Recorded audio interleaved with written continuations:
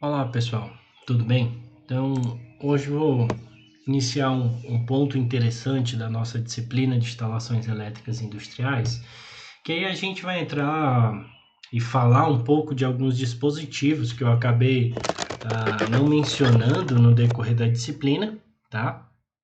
Ah, e a ideia é que a gente passar uma ideia geral sobre esses equipamentos que são de extrema importância para operação e para proteção, em especial, de sistemas de instalações elétricas industriais, tá? A ideia não é entrar profundamente em cada um deles, né? Mas é dar uma ideia geral, tá? Sobre cada um deles. Se for o caso de entrar em material específico, daí seria um outro curso, uma outra disciplina, tá?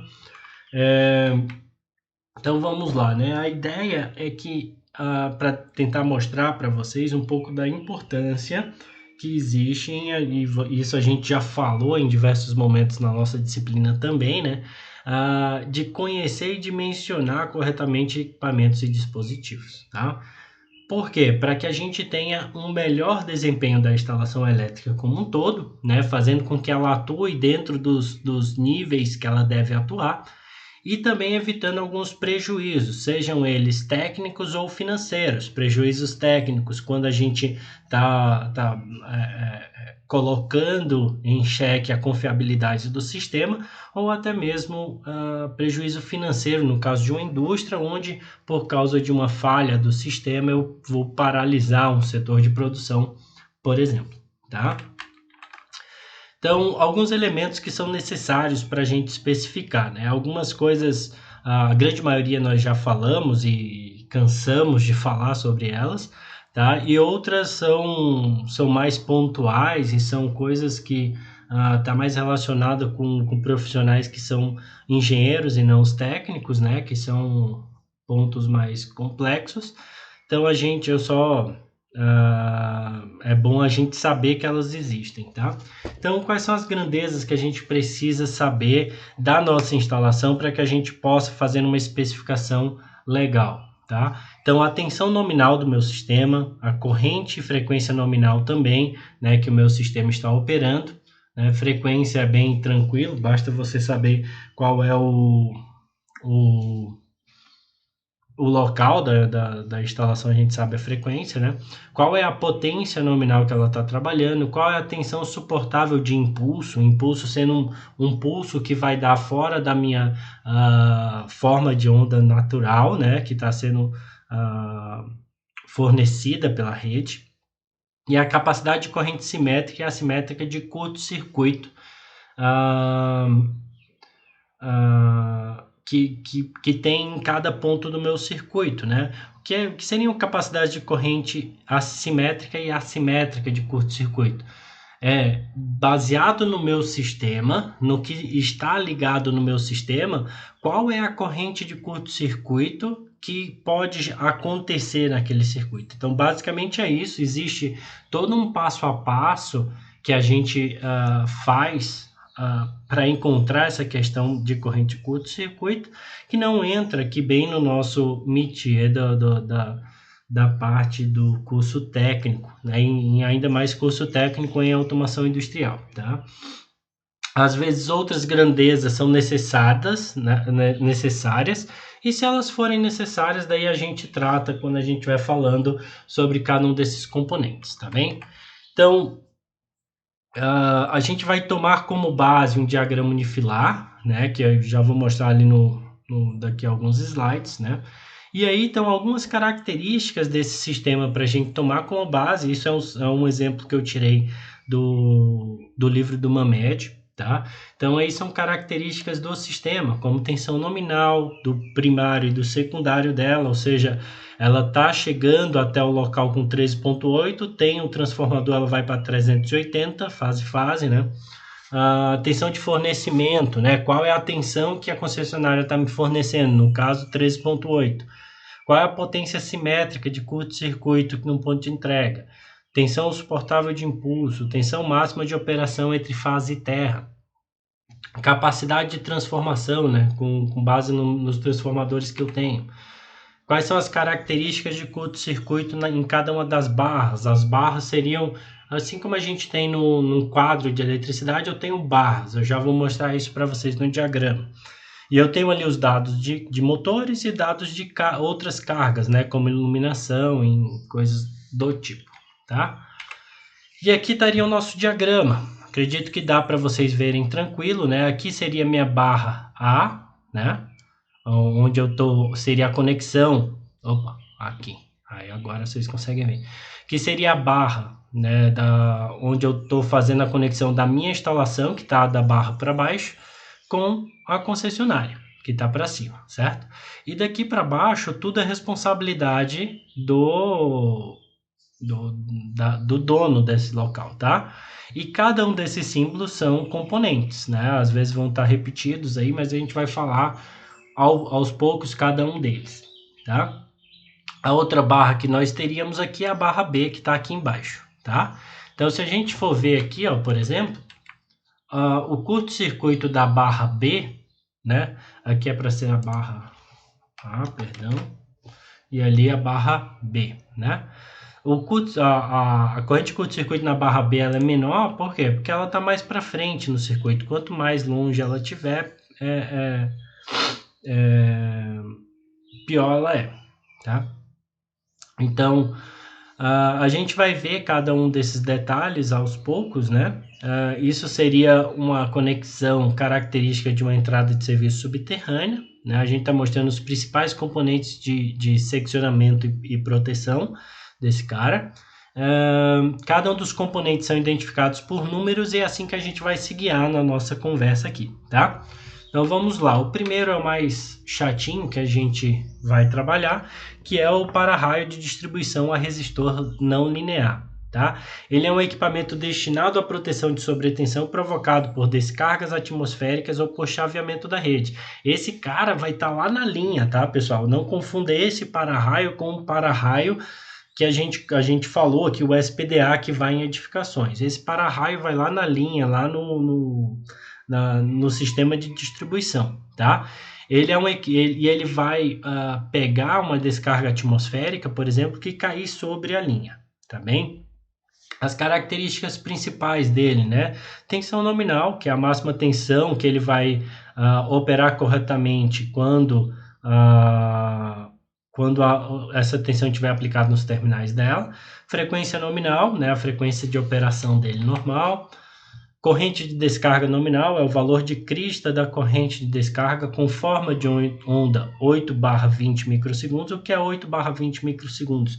Ela é uma onda de curta duração, tá? É isso que quer dizer esse 8/20. Então, é um período de tempo bem curto que ele vai ter esse pico ali, né? Então, ele é utilizado para classificar para-raios, né? Com relação a quanto ele consegue suportar dessa corrente de descarga, tá?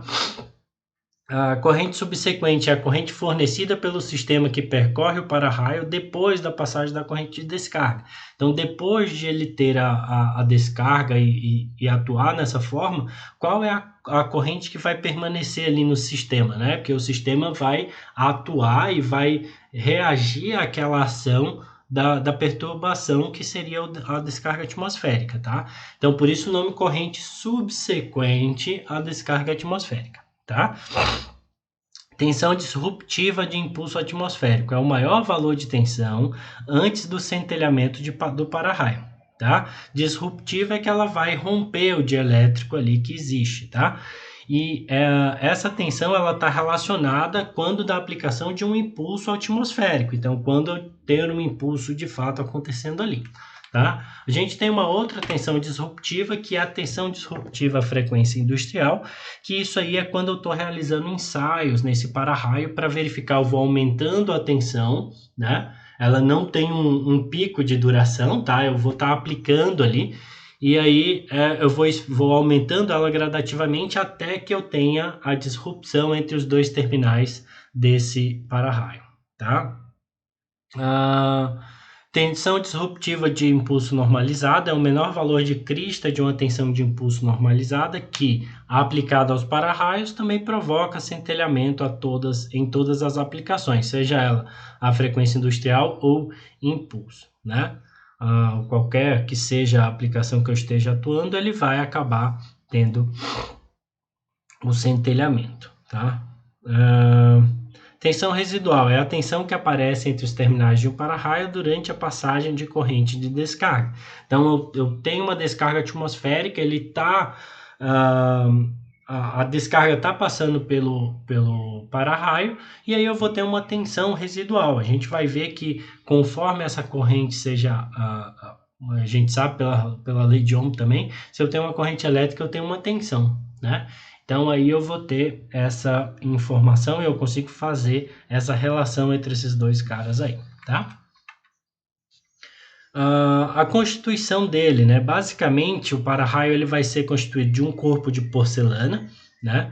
Corpo de porcelana que vai por fora e por dentro dele vai estar o que é importante de fato. Não que o corpo de porcelana não seja importante, porque o corpo de porcelana vai te fornecer uma alta resistência mecânica e elétrica, né? No caso da resistência elétrica, que seria o dielétrico, tá?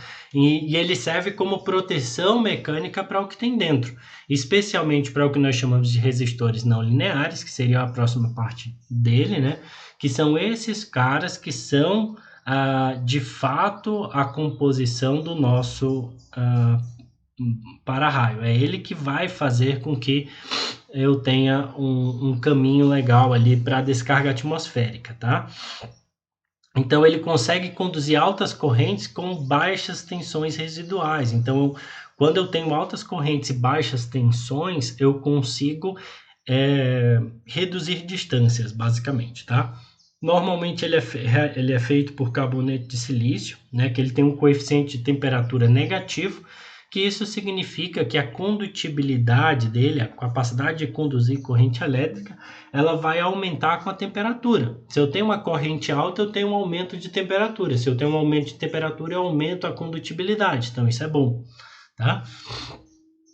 Daí eu tenho também o desligador automático, né, que ele funciona como indicador de defeito, basicamente. No caso de uma falha, ele vai romper ali a ligação com o aterramento.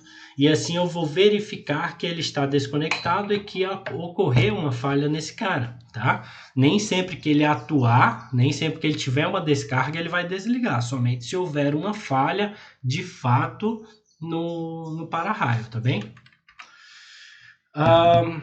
Além disso, ele tem um centelhador em série, que basicamente eles são espaçamentos entre eletrodos, né? Então imagina como se fossem duas placas aqui metálicas, e ele tem esse espaço no meio desse cara, que é para ocorrer fagulhas, centelhamentos dentro desse corpo metálico.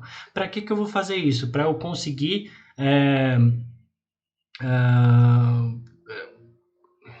amenizar, digamos, o valor da corrente subsequente, tá? Então, é como se eu estivesse gastando essa corrente que está ali dentro dela, tá? Também tem um protetor contra sobrepressão, que basicamente é um dispositivo nele que ele atua no caso que eu tenho altas pressões internas, né? Fazendo com que gases dentro dele, né, que estão ocasionando alta pressão, eles sejam expulsos, né, da parte de dentro, e assim eu evito que haja rompimento da parte de porcelana desse cara, tá? Então, basicamente, aqui eu vou ter, aqui tenho essa, como é que chama? Expondo como que seria esse cara, né, por dentro, onde eu tenho aqui, ó, essa parte de fora seria o meu corpo de porcelana, essas partes baixas aqui, ó, esses retângulos, né, que seriam como se fossem discos, né, eles são discos redondos, assim, que eles estão encaixados dentro desse corpo cerâmico. Eles são os resistores não lineares, né? Abaixo aqui eu tenho um desligador automático, no caso da falha lá, que ele vai estar rompendo a ligação com o terminal de terra aqui. Aqui em cima eu tenho um centelhador, né, que é o cara que vai ajudar a disruptir a corrente subsequente. E aqui a mola de compressão, que basicamente vai servir ali para a questão de regulagem de pressão, tá bem? E em cima aqui vai a fase, né? Aqui na parte de cima aqui vai a fase. E aqui seria a foto dele como é, né? Ele sendo conectado a uma cruzeta, que é um pedaço de madeira ali, né? Ele vai ter um suporte de fixação, né? que vai estar conectado. Aqui vai estar o condutor de aterramento, que é e em cima a fase. E no caso de eu ter uma descarga nessa fase, ela vai percorrer esse cara e ser descarregada no aterramento. Perfeito? Aqui seria mais ou menos o que é que acontece, né? Eu tenho aqui a tensão, olha só. Ela seria esse pontilhado se não tivesse o para-raio. Então, iria até um valor muito alto, né? No caso com o para-raio, ele consegue romper esse valor ali pela metade, mais ou menos, né? E com essa redução, eu reduzo o valor de corrente que eu tenho e também a duração que ela tem, tá? E aqui a tensão subsequente, que seria a tensão subsequente, tensão do sistema após, né? E aqui seria minha corrente subsequente, como que ela vai estar após o sistema atuale, né? Aqui são informações com relação à seleção do para-raio, que aí vai estar com relação à tensão nominal do para-raio, que vai ter que coincidir com o valor da tensão da distribuição do primário, lá onde você esteja conectando esse cara. E vai variar, pessoal, também com relação a como esse cara está ligado. Lembra lá que a gente pode ter um sistema triângulo ou delta ou um sistema estrela ou Y, né? Esse sistema pode ser a 3 fios, ou ele pode estar aterrado ou não, ou ele pode estar aterrado com uma impedância ligada a ela. Então, dependendo do que a gente tem o sistema, que tipo de sistema nós temos, a gente vai ter uma tensão máxima, né, ali. Né? Então, a gente pode ver que esses valores estão mudando aqui conforme o esquema que tá sendo utilizado, tá? E a gente tem que respeitar esses valores aí, tá? Com base no que foi selecionado, a gente tem as características elétricas para cada um deles, né? Vamos supor aqui o de 12, eu tenho uma tensão disruptiva de 18 kV, uma máxima tensão disruptiva com onda normalizada, né? De 70 kV, eu tenho aqui máxima tensão de descarga naquela onda 8/20, de 54 no caso no tipo de distribuição, né, que seria até 5.000 amperes, e no de estação, que seria 10.000 amperes, seria 43 kV. Né? Máxima de tensão disruptiva por manobra, né? Manobra de equipamentos, 31 kV. Tá? Daí aqui um exemplo, né, de especificação. Aqui estão as coisas que deve conter quando você vai especificar esse material, e aqui um exemplo para aquele sistema que foi demonstrado, tá? Para-raio do tipo de distribuição, a resistor não linear, com desligador automático, tensão nominal de 12 kV, corrente de descarga nominal 5.000 amperes, máxima tensão disruptiva a impulso sob onda normalizada de 70 kV, máxima tensão residual de descarga de 54 e máxima tensão disruptiva a frequência industrial de 18 kV. Então, basicamente, repetir o que está descrito nessa tabela aqui, a partir do momento que a gente escolhe qual que é o que vai ser utilizado ali, tá? Beleza? Daí, a partir disso, né, a gente tem a chave fusível indicadora unipolar, tá? Eu acabei não mostrando lá quando a gente falou do para-raios, né? Mas do sistema lá a gente tem essa parte aqui de cima. A gente vai falar só desses 4 inicialmente, né? Desses 3, dos 4, 1, 2, 3, 4.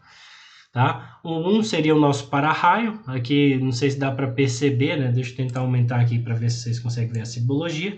Que ela é um retângulo e ela tem um triângulozinho nesse lado aqui, tá? Que é logo depois da entrega. Aí depois dela eu tenho uma chave fusível indicadora unipolar. Por que indicadora? Porque essa aí é o tipo de sistema que quando ele atua ele vai desarmar, ele abre essa chave. Aí eu consigo ver visualmente que houve uma atuação ali. Tá? Ele é um equipamento destinado à proteção de sobrecorrente da rede, assim como é um fusível, né, que nós falamos em outros momentos da nossa disciplina. E ele está no ponto de entrega, ele protege do ponto de entrega, que seria aqui, até o disjuntor geral da subestação. Né? Que aí é outro ponto, quando a gente chegar lá, a gente fala sobre esse ponto, mas é um pouco subsequente a isso, né? Depois do ponto de entrega. Essa chave fusível, pessoal, ela deve coordenar com outros elementos da proteção da concessionária local, ou seja, equipamentos que estão aqui para cima. Por quê? Porque ele tem que ser igual ou menor aos valores, igual ou maior, perdão, aos valores dos caras que estão protegendo essa barra aqui de cima. Porque se ela for menor, pessoal, o que é que vai acontecer? Esse sistema, né, vai estar vindo daqui, né, a proteção da concessionária não vai ver isso, né, e vai acabar sempre desarmando e causando um custo para você disso, né? Se não conseguir fazer essa coordenação, então tem que ser substituída por uma chave seccionadora, que basicamente ela secciona, ela abre ou fecha ali quando você deseja, ela não tem a função de atuação automática, e sim uma atuação manual, tá bem? Lembrando só uma coisa, chave seccionadora não deve ser aberta jamais com carga, então você tem que ter um disjuntor logo depois dele, ou antes, né? Normalmente é logo depois, que aí eu desligo o disjuntor para depois abrir minha seccionadora, também, porque senão dá treta. Em sua versão mais comum é constituída de corpo de porcelana, que também tem a mesma função de segurar tudo que está dentro ali e fornecer um pouco de tração mecânica, né, uma proteção mecânica e elétrica desse cara, tá? Se bem que porcelana, até uma coisa interessante, né? Tem muito caso que esses caras de porcelana têm um ponto negativo, é que tem muito vandalismo disso. O pessoal pega estilingue lá e dá-lhe pedrinha na porcelana. Encostou ali na porcelana uma pedrinha de estilingue, ele quebra uma dessas saias. Quando ele quebra essa saia, ele praticamente perde sua característica de elétrica. Ele tem que ser substituído. E não dá para você derreter essa porcelana e utilizar de volta. Então, esse é um ponto negativo, mas em questões elétricas ela é bem interessante, tá? Dentro da chave fusível tem um tubo, que normalmente esse tubo é de fenolite ou fibra de vidro, que é onde fica, esse tubo é o que nós chamamos de cartucho, tá, pessoal? Não é nem dentro dele, perdão. Mas eu tenho esse cara aqui, o que é dentro é o para-raio, tá? Perdão. Mas aqui ele tá tendo tá dando uma proteção elétrica para esse sistema, tá? E quando ele é muito grande, daí ele vai romper esse cartucho aqui, ó. Quando ele rompe esse cartucho, isso aqui tudo vai cair, tá? Ele vai ficar pendurado, tá? E é esse cara aqui que é onde vai estar o elo fusível. Esse cara aqui, ó, tava mostrando no lugar errado. Aqui é o cartucho, tá? E o elo fusível vai estar de acordo com a tensão, as características de corrente que você tem no teu sistema, tá? Então, deve ser levado em consideração a capacidade de corrente curto-circuito no ponto de instalação que você está colocando esse carro. Especificação também, né? Ali tem da mesma forma, tem as questões que você deve levar em consideração. Para esse sistema seriam a chave fusível indicador unipolar, corrente nominal de 100 amperes, tensão nominal 15 kV, tensão suportável de impulso 95 kV e capacidade simétrica de curto de 10 kA, tá? Aqui eu tenho terminal primário ou terminação, que seria logo depois aqui da minha chave a minha chave fusível, tá? Porque para eu conectar a minha chave fusível, eu tenho que desencapar o meu fio, tá? E o terminal primário, basicamente, ele tem a função de eu pegar essa parte que eu desencapei e tentar dar a ela, garantir a ela características elétricas como se fossem um cabo normal, tá bem? Então é basicamente isso que serve um terminal, que ele vai ainda dar a possibilidade de conexão, tá? Mas garantindo as propriedades desse terminal como se fosse um condutor normal, tá? Esses caras normalmente são chamados de muflas, né? Eles podem ter corpo cerâmico ou eles também podem ser daquele tipo termocontrátil, né? Que você coloca uma fonte de calor e ele vai se abraçando aquele esquema, tá? Eu já vi dos dois tipos. A cerâmica, ela tem o problema de ela ser menos maleável por motivos óbvios, isso. Mas o termocontrátil ele é mais barato, mas ele é mais difícil de se implementar, digamos assim, tá? Então é basicamente isso que existe. Ele é como se fosse um terminal. Até o nome diz, né? Mas um terminalzinho de cabo, mas imagina ele para um cabo ali de 25, 50, 100 milímetros quadrados, tá? Para um cabo grande, tá? Então, quando eu vou fazer a especificação dele, seria mufla terminal primária unipolar, uso externo, eu tenho que especificar qual é o tipo de uso, né? Porque o uso externo ele tá exposto à chuva, à poluição, né? Mais poluição, né? Então eu tenho que levar isso em consideração. Qual o tipo de composto que ele é feito, se ele é elastomérico, se ele é um cerâmico, né? Para que tipo de cabo ele vai conectar, se é 35 milímetros, 50, 100, qual o tipo de isolamento que ele é, o cabo, tensão nominal que ela deve suportar, corrente nominal que deve suportar e tensão suportável de surto, né? E fornecida com kit completo para a instalação, né? Para não ter que ir comprando os pormenores, já vem com um negócio ali pronto, igual você compra aqueles kits de, de montagem, sei lá, aqueles avião de montar lá. Aí já vem com a colinha, já vem com não sei o que, né? Vem com todos os pormenores para você fazer a montagem, tá? E aí, por fim, eu tenho na opção 4, aqui logo depois da mufla, né, do terminal, eu tenho um cabo que é o que vai estar conectando ali, né, com o elo fusível. Né? A mufla faz a conexão do cabo com a, com a chave fusível, tá? Então, normalmente são os cabos de cobre, né? A gente normalmente utiliza esse tipo de cabo por sua propriedade, a não ser que seja em locais muito afastados, né? Que é mais passível que alguém vá lá roubar esses cabos, né? Então, normalmente ele tem o cabo é de cobre, a parte condutora dela é de cobre, com isolação em PVC, tá? E a gente pode ver que ele é um pouco diferente, esse cabo isolado de 15 kV, ele é um pouco diferente do cabo que nós temos nas nossas residências. Nas nossas residências, nós temos basicamente a parte do condutor, que é essa parte central aqui, e a gente tem essa parte de fora, que seria a minha capa PVC. Tá? Agora, um cabo que suporta tensões maiores e vai transportar correntes maiores, ela tem outras coisas que a gente tem que prestar atenção e por isso ela tem outras camadas ali, que são essas fitas semicondutoras, tem uma aqui e outra logo na sequência, a primeira e a segunda fita.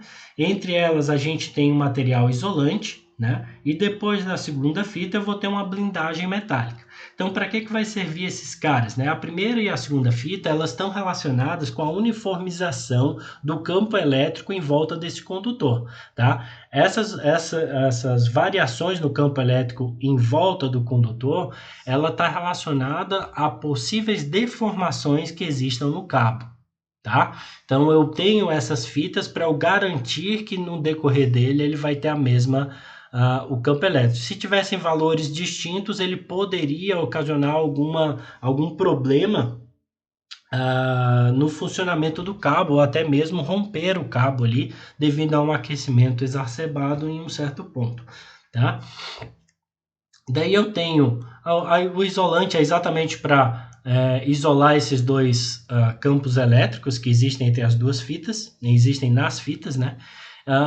E eu tenho a blindagem, que é uma blindagem metálica, que ela serve como se fosse uma gaiola de Faraday para ser uma blindagem eletromagnética, né? Para que eu não tenha interferência externa nesse cabo.